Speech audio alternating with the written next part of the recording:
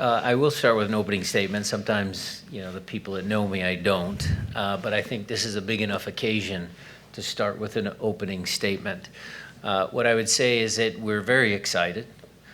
We as a club, I as a person born and raised in Seattle, to have an event of this size come to Seattle.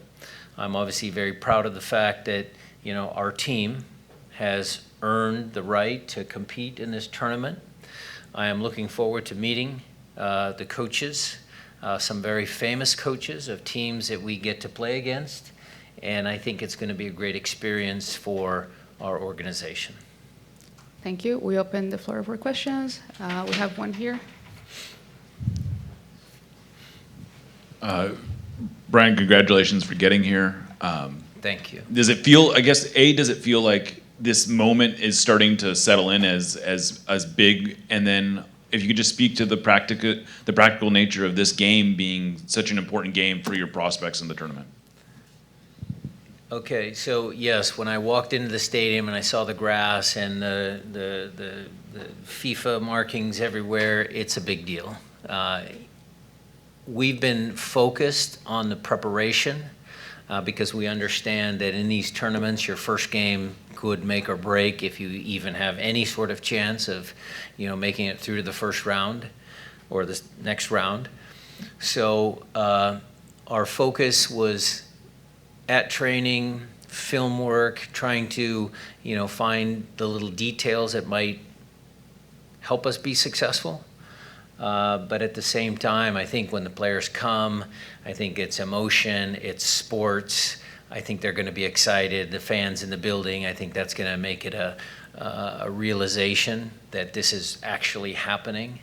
And hopefully all the training we've done this week, the good training we've done this week can pay off in a good performance. Here's a question here. Jade Evans with the Seattle Times, and the question will be in English. I wanted to know, Brian, for you in training, it seemed like Kim Kihei was able to make it through a full session. It seems that, being able to defend and not leave yourself vulnerable defensively while trying to attack is going to be important. So what kind of role do you feel that he will be able to play in that first match and, kind of shoring up the defensive end for you guys? I know you always ask me those questions. I will answer it this time, Jada. Kim Kihei is able to play in the match tomorrow, and we're extremely happy about that. So he will start the match, and that is going to be a boost. You are absolutely correct. The difference, when you're playing top teams, is that if you make a mistake, if you, do something, they're good enough to make you pay. So we have to be very good, very strong defensively, and I think Kim Kihei is going to help us there. What other question in the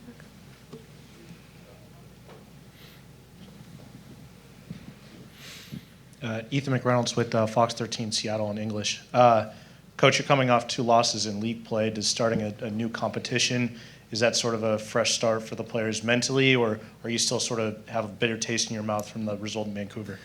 There is a hunger, a bitter taste, yes, however you want to make mention of that.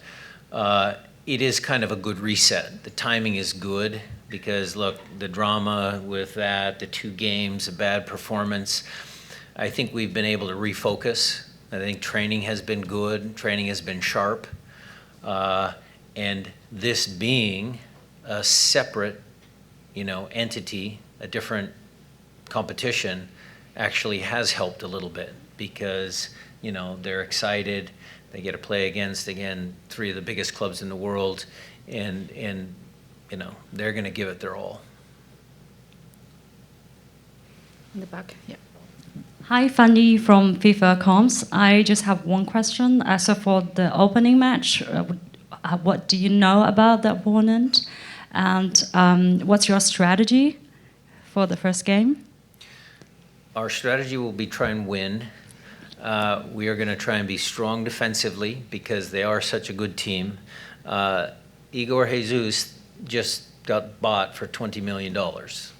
And that is a big player, a very good player. They like to cross the ball. They sometimes can play direct. Gregory, we obviously know because he played in our league. There's good players up and down their roster.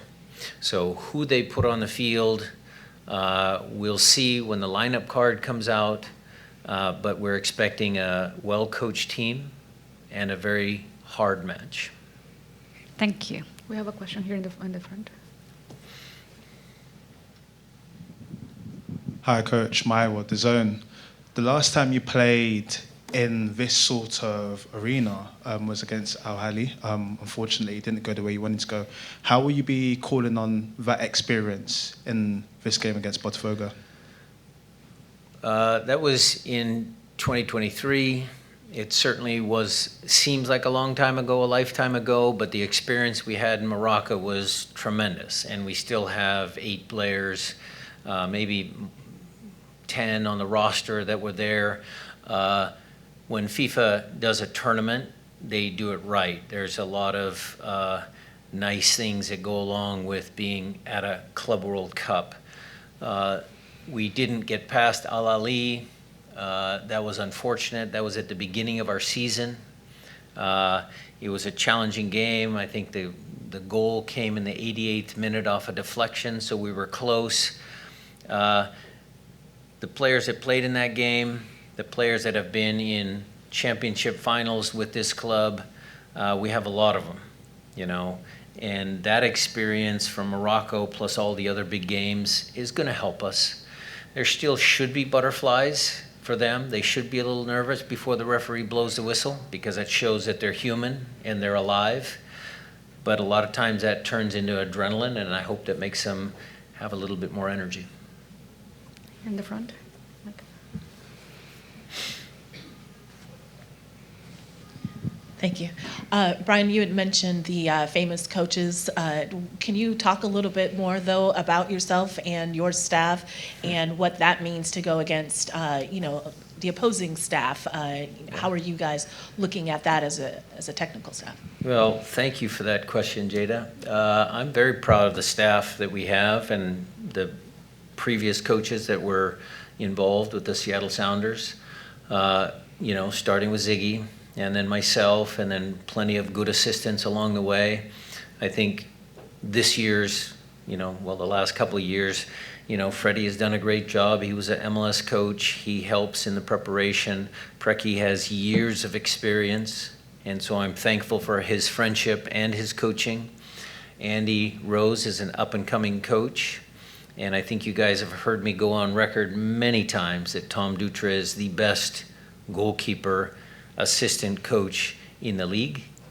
So having a good staff is critical because, I need the help. We talk about bigger things. We talk about the overall tactics, and then those guys really dig in and do some of the heavy lifting to make sure that those ideas become reality. So having a good staff is great, but for Renato, he's an accomplished coach, and I look forward to meeting him. I'll try and give him a little gift from the state of Washington as he comes in, and then we'll shake hands, and then we'll have the game. Do we have any other questions? Oh, in the back.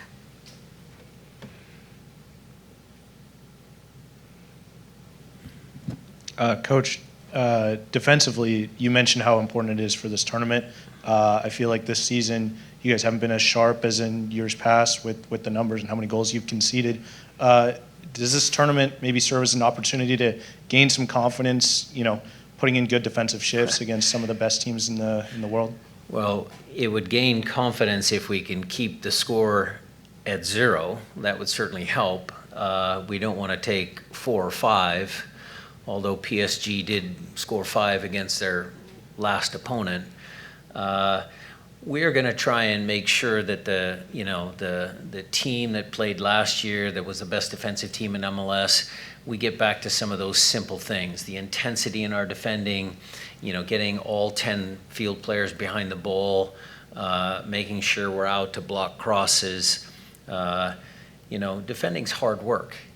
And they have to put the effort in first, but I also want them to be smart. They have to be smart defenders as well. I don't want them to just, just the crowd gets them excited and then they run forward and they press, and then Botafogo plays it behind us, and then we're chasing the game. So we need to be smart, but the effort has to be there. And we have one final question here. Just curious to hear your thoughts on, how do you feel being in this tournament, in Seattle, and how does that compare to versus when you were in Morocco competing in the tournament for the first time? Different experience. I mean, we've had big games here in this stadium, Jess, so it's a good question. Morocco was new. Morocco was, just a different part of the world, different culture. So that was really interesting. This feels a little different. So we know it's a Club World Cup. It's a big deal, but it's kind of our home. We'll be happy to have 45,000 fans here in the building, making sure they cheer their home team on. So we'll try and use some of that energy and see if we can't again play up to our potential and possibly get a result. Coach, whilst you're focused on match day 1 against Botafogo and of course business at hand, how do you reflect on this moment personally, being from Seattle, everything you've done with this club and the city? What does this moment mean to you? I'm trying to get out of that question because Jess asked me the same thing. I am very proud of the club, okay, but it's not just about me, it's about the entire organization. It's about the effort that the players have put in. Sometimes I get a little emotional just thinking about, the journey that guys like Jordan Morris has had. He's from Mercer Island. He has, he's diabetic, and he has to go through challenges in his life just to play professional soccer.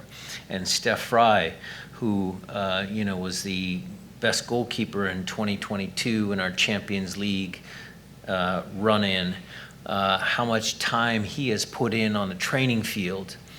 Christian has been here. Albert coming from RSL. We had Freddie Montero. We had other players that came and helped us. Kellen Rowe helped us in that final in 2022. There's been a lot of people that have brought us to this moment. And so sometimes I just like to reflect back and think that I've been able to work with such great people. And that makes me happy.